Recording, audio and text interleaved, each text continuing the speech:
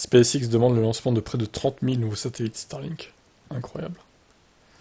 Ils ont officiellement demandé à l'EIT de lancer 29 988 satellites supplémentaires en orbite.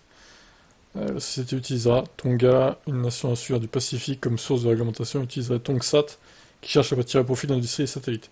Selon le dossier, les satellites fonctionneront dans la bande W, qui est la partie micro-ondes de la gamme de fréquences, et fonctionneront dans la bande 75-110 GHz et juste au-dessus de la bande V.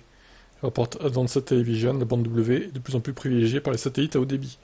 La candidature de SpaceX indique que les nouveaux satellites fonctionneront à une altitude de 350 à 614 km sur 288 plans orbitaux.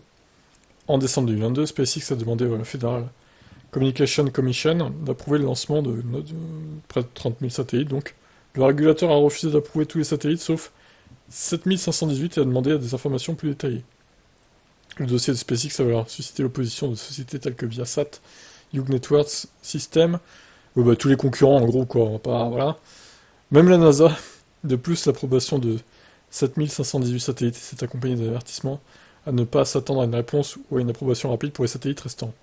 SpaceX a volontairement abandonné son projet de construire les 7518 satellites déjà approuvés en utilisant le spectre en bande V, sous réserve que la FCC autorise une nouvelle application pour inclure les fréquences en bande V dans les projets Gen 2. En avril 2023, SpaceX a de nouveau soumis une nouvelle demande pour lancer un total de près de 30 000, donc, en lançant ces satellites supplémentaires, SpaceX vise à renforcer son réseau Starlink. Ils font pas semblant, hein, quand même. 30 000 satellites, presque, c'est incroyable. C'est énorme. En élargissant la flotte, donc, il sera en mesure d'augmenter la fiabilité et la capacité du réseau, offrant un accès Internet abordable aux régions mal desservies dans le monde. L'espace va être rempli de satellites Starlink. C'est incroyable.